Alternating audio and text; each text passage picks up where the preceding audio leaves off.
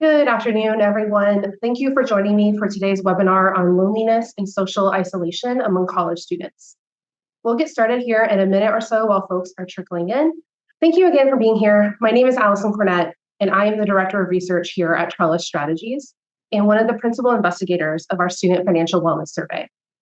Today, we are going to talk about something that's affecting more students than many people realize, which is the loneliness epidemic on college campuses.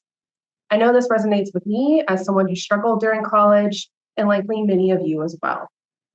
Before we dive in, just a few quick housekeeping notes. One, this webinar is being recorded, and both the recording and the slides will be shared with attendees and registrants. We'll also have time for Q&A at the end, so please feel free to drop your questions into the Q&A feature as we go, and I'll get to as many as I can. Over the next about 56 minutes, I'll share some key insights from our new research on student loneliness drawn from the 2024 Student Financial Wellness Survey, or SFWS. We'll explore how loneliness intersects with mental health, basic needs, and students' sense of support and belonging. We'll also highlight some powerful student voices and discuss evidence-based steps campuses can take to address isolation. By the end of the session, I hope you'll come away with a clear understanding of just how common loneliness is among today's college students, why it matters for their well-being and success, and what we can do as higher education leaders to help every student feel that they belong. Let's go ahead and get started. For those who might not be familiar with us, we are Trellis Strategies, a nonprofit research and technical assistance firm with nearly 4 decades of experience supporting institutions and stakeholders in higher education. We conduct hundreds of research studies every year, ranging from large-scale surveys to in-depth focus groups and evaluations. Our mission is to provide actionable research that stakeholders can use to support today's college student, who we call the modern learner. We're especially known for our expertise in connecting financial well-being with other aspects of student success. Today's topic, student loneliness, is one of those emerging issues that has major implications for both student welfare and educational outcomes. The SFWS is a nationwide, large-scale survey that examines students' financial health and wellness and related aspects of their college experience. It's a free survey for colleges to join, and each participating institution gets a detailed report on their own students, which they can use to inform programs, initiatives, and seek grant or foundation funding. The survey covers a wide range of topics, everything from financial stress and debt to basic needs like food and housing to academic plans and mental health. Colleges often use SFWS results to build what we call a culture of caring on campus, making sure services and policies are aligned with the realities of students' lives. One important part of that reality, as we'll see today, is the social and emotional well-being of students, including whether they feel a sense of belonging or isolation.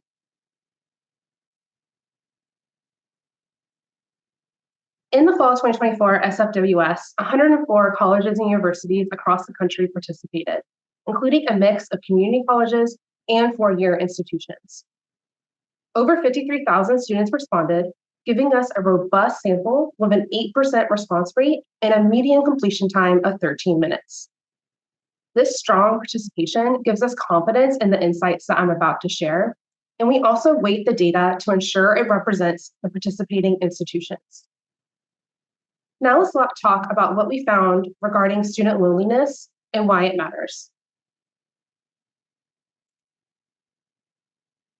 This analysis draws on responses from 43,519 undergraduate students at 104 institutions who answered our new questions on loneliness in the fall 2024 SFWS.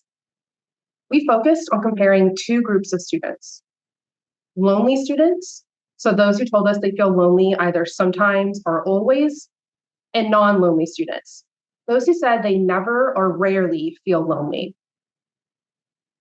And here are some of the key areas I'll be exploring today based on our findings.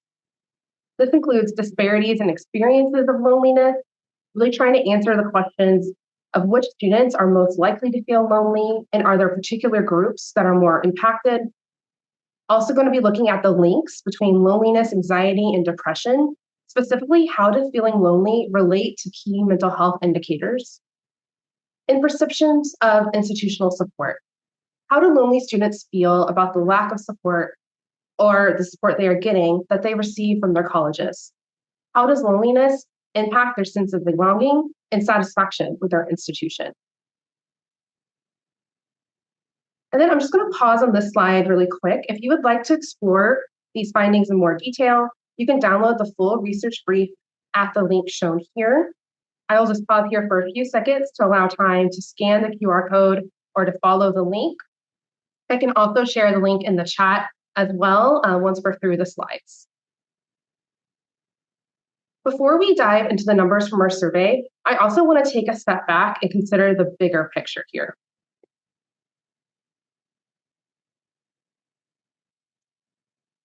I really want to frame our campus findings within the larger national context of social connection and isolation.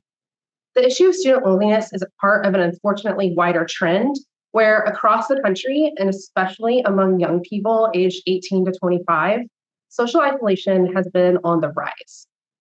In fact, only 39% of American adults say that they feel connected to others, and about half of American adults regularly experience loneliness. And something that I didn't have room for on this slide is that even before the pandemic, we as a society were spending less time together in face-to-face social activities. In fact, between 2003 and 2020, the time that American teens and young adults, those aged 15 to 24, spent in person with their friends dropped by roughly 70%.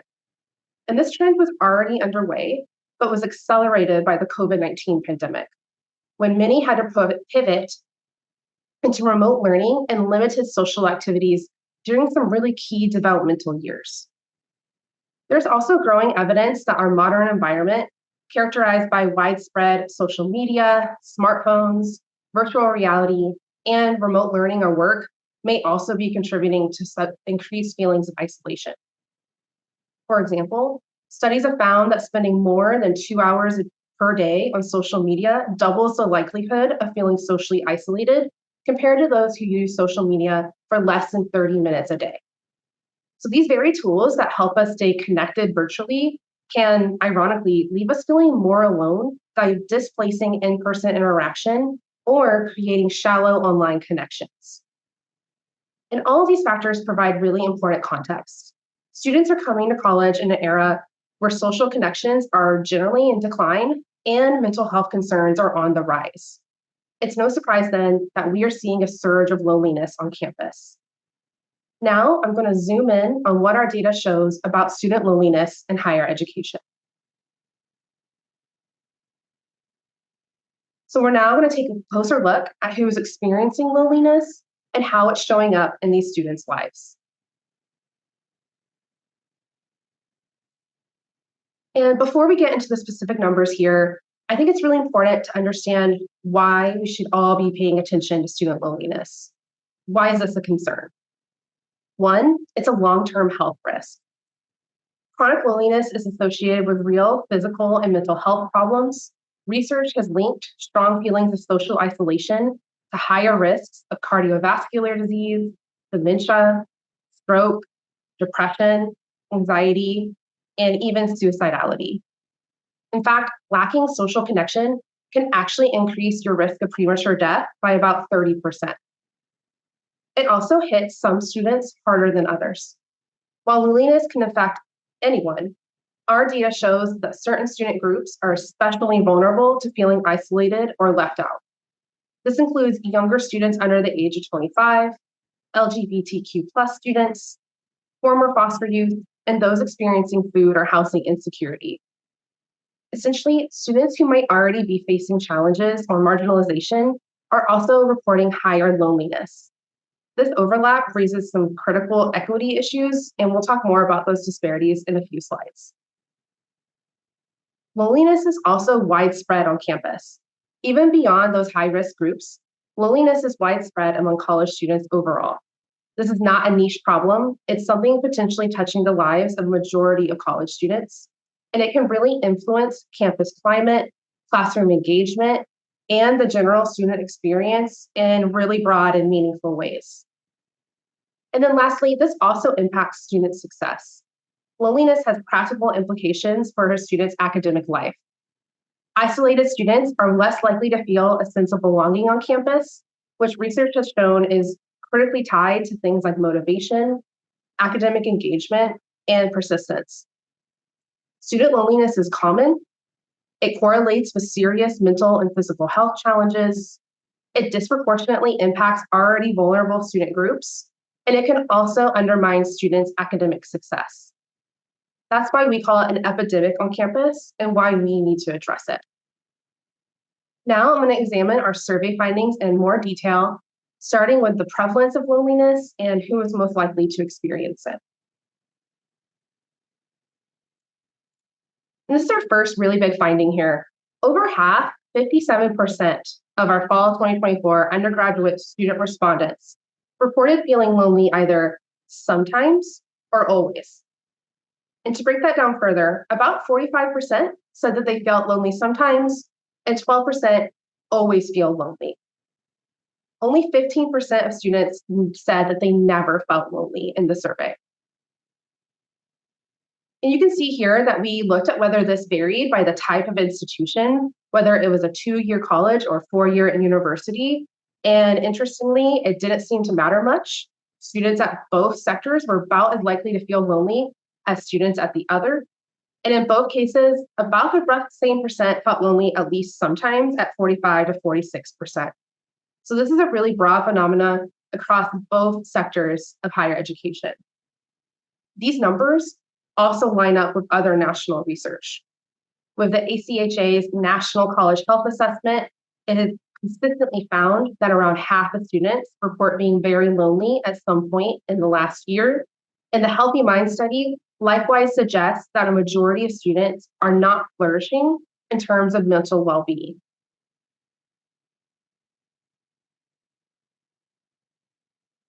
Our data also showed clear disparities in loneliness across different groups of students.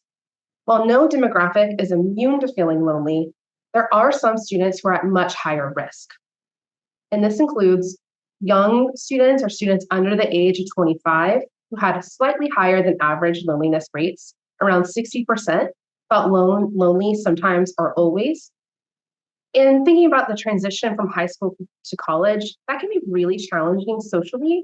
These younger students are often still learning how to build out new support networks from scratch and developing new relationships on campus.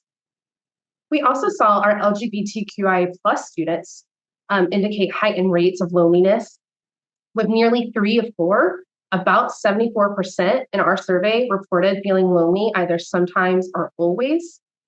And this was one of the highest rates, if not the highest rate of any subgroup that we examined here, and suggests that many LGBTQ+ students may be struggling to find that sense of belonging on campus, perhaps due to feeling marginalized or not fully accepted.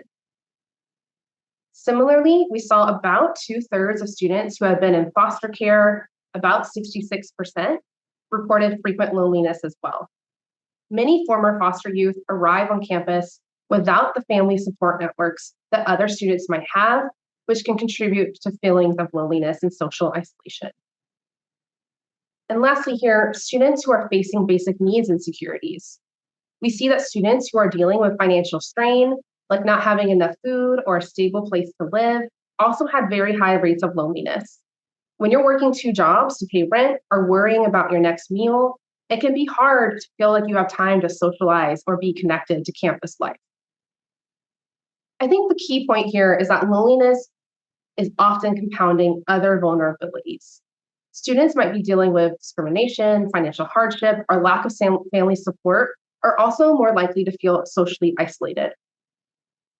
At the core, this is an equity issue. Tackling loneliness might also help us support those who need it the most.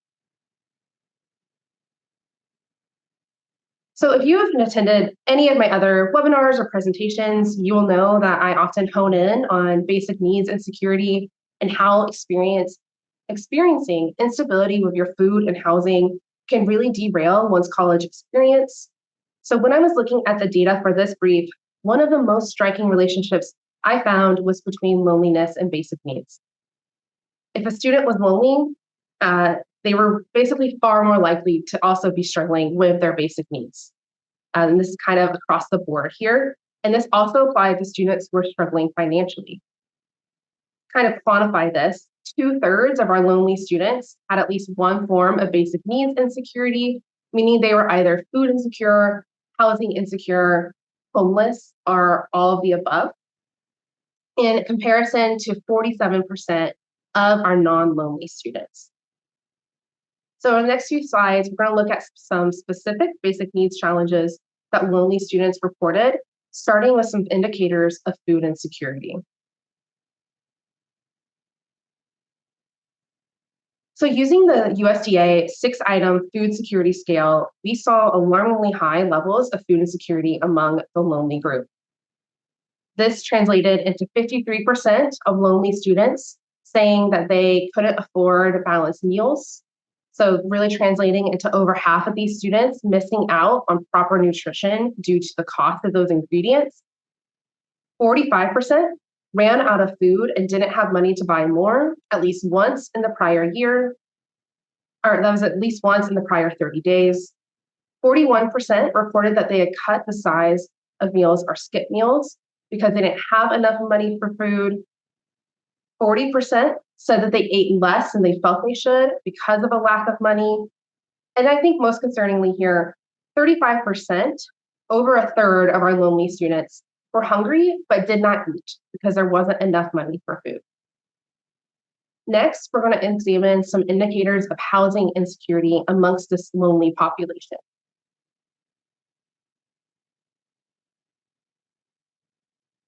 So we also ask a series of questions to measure housing insecurity in the Student Financial Wellness Survey.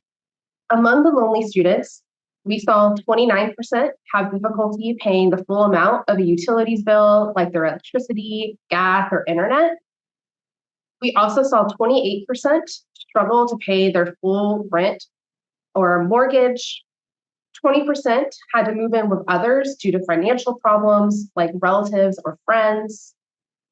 12% did not pay the full amount of their rent or mortgage, and 12% were living in overcrowded settings. So having more people living in a space than it was intended for as a way to share some of those costs. And I want the main takeaway from these last two slides to be that loneliness and basic needs issues are deeply interconnected. If you remember one thing, remember that a student who is isolated might also be a student who's hungry or struggling to pay their rent or bills, and vice versa. This underlines why holistic support services, those that address financial, academic, social, and mental health needs, are so crucial to these students. And now that we've looked at some of these basic needs challenges, I want to shift to another key area, which is mental health.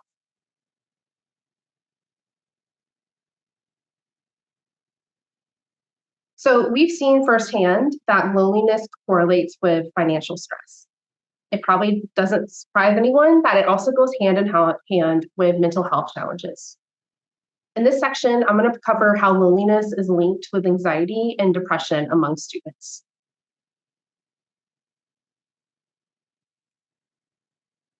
Mental health issues are already widespread among college students in general, regardless of their feelings of loneliness.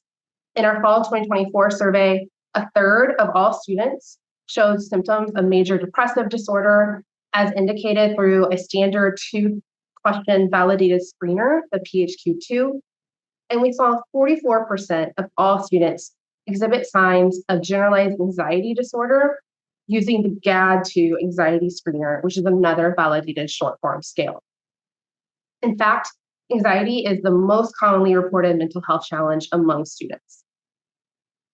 This really translates into 1 in 3 students with potential depression and well over 4 in 10 with significant anxiety symptoms. If you work with students or follow the news, this probably isn't shocking. Rising mental health needs on campus have been a major concern in recent years. And next, we're going to look at the critical part here at the subset of students who feel lonely, where the percentages of mental health challenges increase.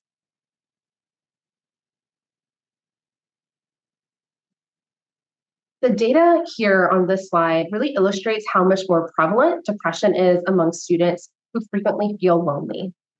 Nearly half of lonely students, 48%, had PHQ-2 scores indicating likely major depression, in contrast to only 12% of non-lonely students who had similar depressive symptoms.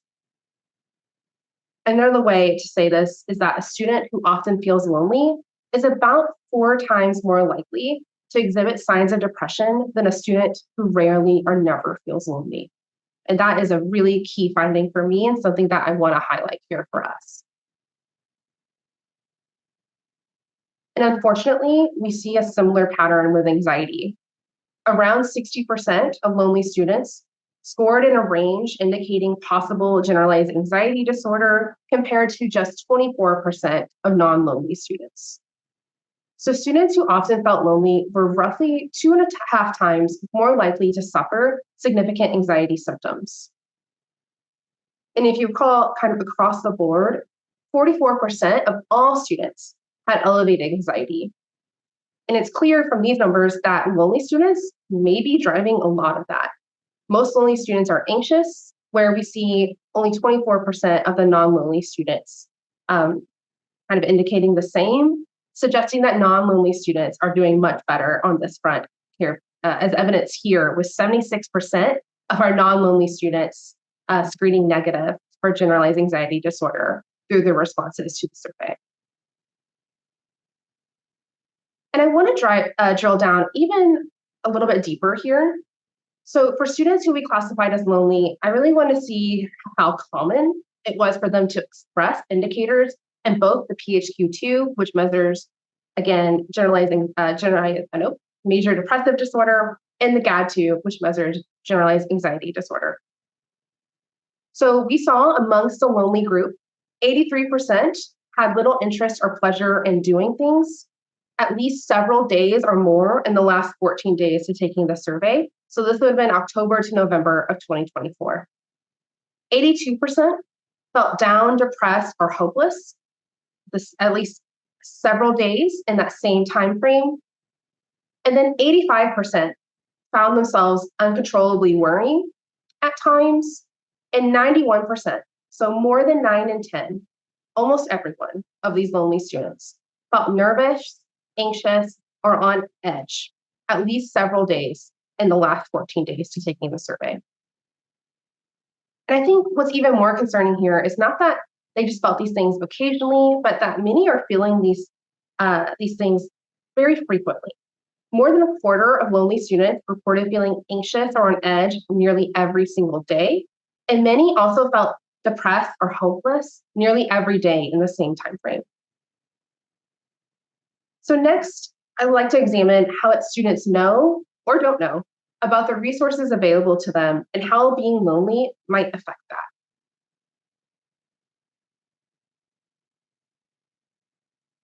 One really critical question for us is whether students are aware of the mental health and counseling resources that their college or university provides to them, and whether there's differences in that based on loneliness. And we found that overall, about 1 in 4 students is not aware that their school has counseling or mental health resources, even though nearly all colleges do. And among lonely students, this lack of awareness was slightly more common. About 29% of lonely students either didn't know about their school's mental health services or indicated that their school did not have those services, compared to 25% of non-lonely students. This is a small difference, but also consider that those who are struggling are often also the ones less aware of help. Loneliness can make people withdraw and become less tuned in to campus communications or word of mouth networks, where they might learn about counseling or other mental health services available to them. And that's why this is a reminder that it's not enough to just have those resources. We must also proactively reach out to students who might need them because they might not come to us proactively. Next, we're going to take a look at how loneliness might impact a student's overall relationship with their institution, whether they feel like their college supports them, whether they feel like they belong, and even how likely they are to stay enrolled.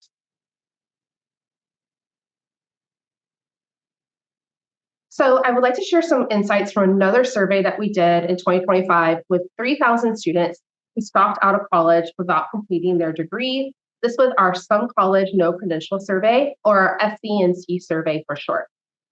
We asked former students about their reasons for leaving their previous institution, and one of the top categories was personal reasons at 24%. Within that, we saw mental health and social factors kind of loom large in the data. In fact, among those who cited personal reasons for leaving, 30% said that feeling isolated or alone was a major factor in their decision to leave college. And furthermore, 58%, so nearly 3 in 5 of these students, reported dealing with a significant emotional or mental health issue at the time. This translates into a lot of potential graduates whose college journey was cut short, at least in part, because they didn't feel that they had the support or the connection that they needed. This finding really drives home a crucial point for me that social disconnection can derail students' education.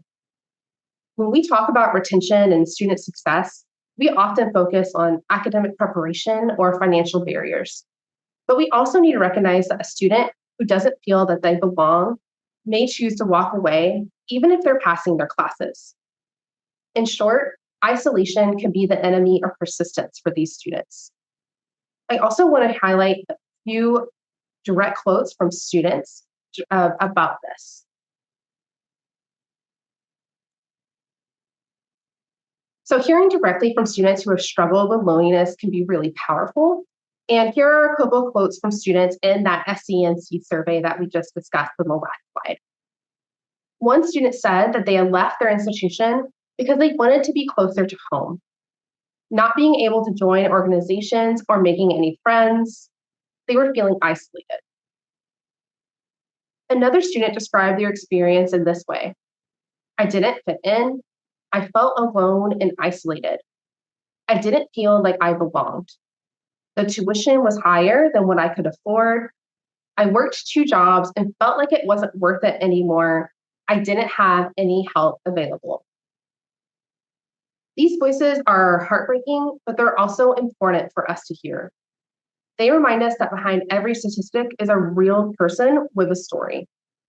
They also show how loneliness can amplify other issues, like working long hours or being away from home, making a student feel that college isn't a welcoming place for them or somewhere where they belong.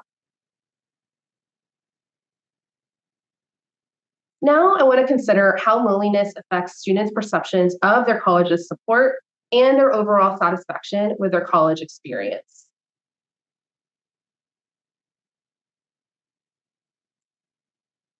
So, another measure that we use to understand students' overall satisfaction is the Net Promoter Score, or NPS. We ask students, how likely is it that you would recommend your college to a friend or family member? Students respond on a 0 to 10 scale, and from that, we calculate a Net Promoter Score, which is essentially the percentage of people who would promote the institution minus those who would detract from the institution. And here's what we found. On average, lonely students gave their colleges a lower NPS. In fact, the average Net Promoter Score among lonely students was about 10.9, and this ranges on a scale from negative 100 to 100, where for non-lonely students, this is about 29.2. Simply, lonely students are far less likely to recommend their college to others. And we can see that here, where many of our students were detractors at 25%, and 36% were promoters, compared to 46% of non-lonely students. And this may mean that students who feel isolated also tend to feel less positively about their college experience overall. And that makes sense. If you don't have friends or support on campus, you probably don't love your college life as much and might not be willing to recommend it to others.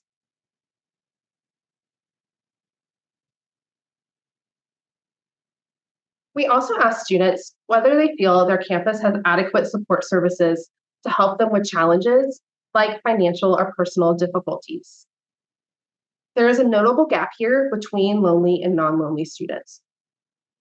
Only 56% of lonely students agreed that their college has the support services to help me with their situation, for example, with help with financial problems. And by contrast, roughly two-thirds of non-lonely students felt their college had the support services they need. We also saw only 35% of students of lonely students said their school was aware of their situation. This perception really matters because it can influence whether students seek help. If a student doesn't believe support exists or that that support will be effective, they're far less likely to use it, even if they're struggling. And this is my last slide on data. I always like to end of this slide because it's a little bit more positive than some of the other findings that we covered today. And despite everything that we covered and all of their struggles, most lonely students haven't given up on the value of their education. We saw 71% of lonely students agree that the cost of college is a good investment for their future, and 83% agreed or strongly agreed that a college degree will provide them with a higher quality of life. These numbers are only very slightly lower, maybe a couple percentage points, than the responses from the non-lonely students, who were a bit more likely to agree with these statements, but not by a huge margin. And so I really want to highlight that these students are very committed to the transformative power of higher education, and we just need to figure out how to best support them through their journey.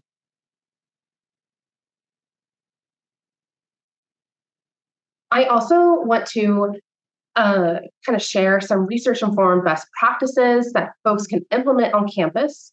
Tackling student loneliness isn't easy, and there's no single solution. But research and practice suggest several strategies that can make a real difference here. Here are some next steps that colleges and universities can take. One, and this is across the board, not just for loneliness, but for all kind of mental and emotional health. We want to normalize seeking help for mental and emotional well-being. It's really important to make it as acceptable to seek help for loneliness or stress as it is for a student to ask for help in class. Counseling centers and resources are critical, but we can also train faculty advisors and resident assistants and other staff to spot signs of loneliness and gently connect students to available resources. Some campuses are using innovative approaches like Let's Talk, drop-in counseling sessions, or leveraging technology to reach students who might be hesitant to walk into that physical counseling center. The point is to lower the barrier for students to get support and to communicate that struggling socially is not something to be ashamed of. It is also important to promote peer mentorship and support networks. Not surprisingly, students often find it easiest to open up with their peers. Campuses can facilitate this by training student leaders as peer mentors or creating peer-led support groups. Whether this is a formal mentorship program, student organizations, or study groups, anything that encourages peer-to-peer connections can really help out here. Even something like a buddy system for commuter system students or transfer students can help ensure that everyone has at least one go-to person on campus. We also want to make sure that we are fostering community and belonging. We know that it's crucial to help students build connections as soon as they arrive or even before they get to campus. Orientation and the first semester are really key windows to setting this tone. Consider programs like the First Year Experience course, learning communities, or mentorship programs that pair new students with more experienced peers. Some universities have had success with freshman interest groups or cohort models that ensure new students have a small group and a peer mentor to connect with right away. The idea is to prevent isolation from taking root early.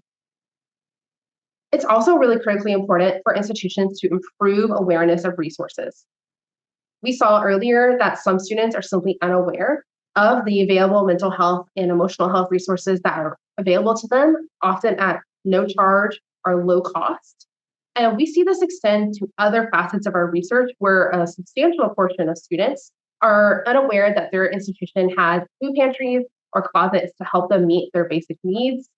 And I think we can really kind of hone in on improving awareness and resources through a few easy channels, such as improving or adding to instructors' syllabi about available resources, embedding it in learning management and LMS systems, and including it in orientation and other kind of first year or first term experience programs, making sure that students know about the resources that that is available to them through their institution, whether that's physically on the campus, through telehealth services, or through community-based partners in their area.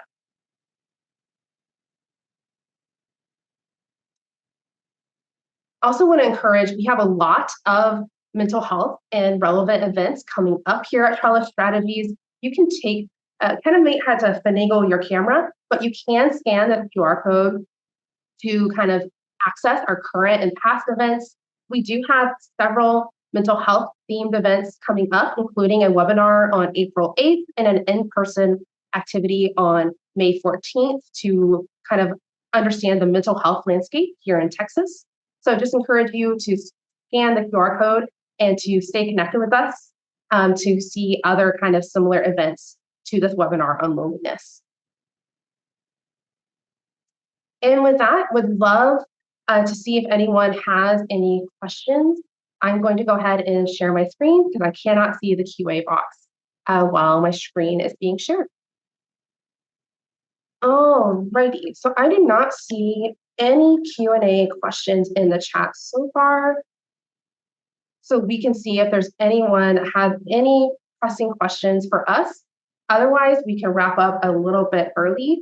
And I apologize if there was any kind of disjointedness or anything in the presentation. I am on the upswing from COVID-19 infection, and just today is the first day that I have really felt like I'm on the up and up there.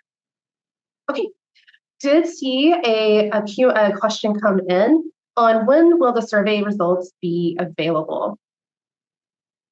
So the survey results for the fall 2024 survey are already available.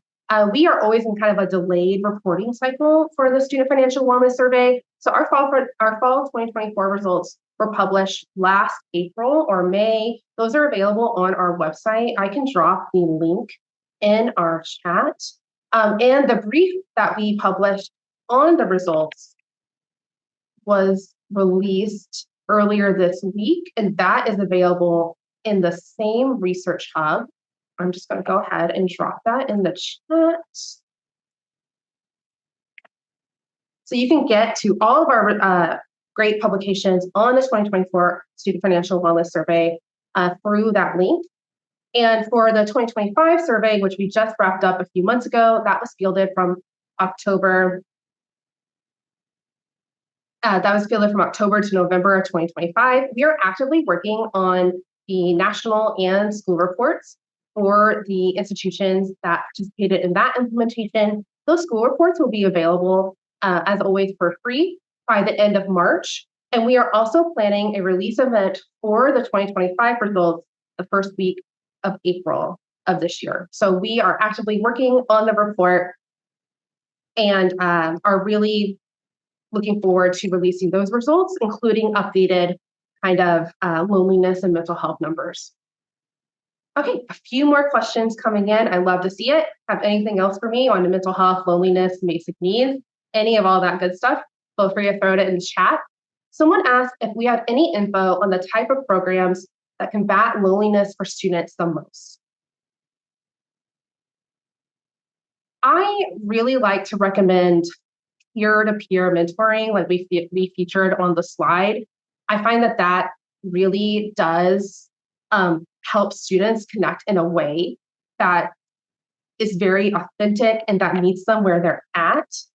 We also, earlier this week, Inside Higher Ed featured our brief in an article where they also interviewed someone at the Coalition for Student Wellbeing, and he has some really great insights in this article. So, including how institutions can build up peer mentoring and support networks. I'm going to go ahead and drop that link in the chat. I would really recommend checking out what Carson has to say in that article. You can scroll maybe about halfway down onto the subheading Improving Student Connection, and you can see kind of some case studies about the UT Austin's first year interest groups program.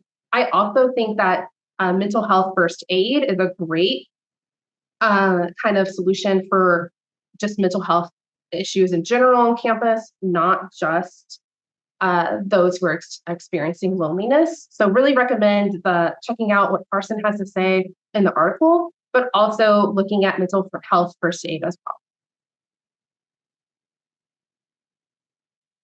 And then we have another question about any data on what steps or activities have positively impacted loneliness. I want to interpret that to mean what steps or activities can decrease loneliness. And I think that is the same for general American adults as it is for students. It is really important to have social connection, to feel that you are connected with others in meaningful ways. And we're seeing that is down across the board, not just for college students, but for Americans in general. I also think when you view this, I really think it's important that we consider loneliness not as an individual problem, but as a societal issue. My background is in public health, and I really like to take a public health approach to this problem where this is something that is impacting us as a society. And it's really important to think of this not as something that is, one student's issue or one student's problem, but really thinking through how can we come together as a campus community to kind of make sure that we are giving students the opportunities to make these meaningful connections and to see themselves reflected in campus programming and activities.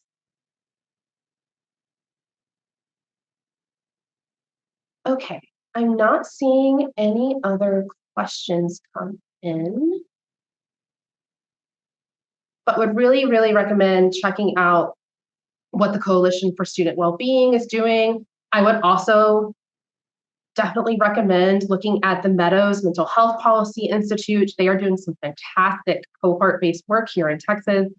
I would also just say that this is something that we are seeing across all types of institutions, 2-year schools, 4-year schools, in different states from California to New York.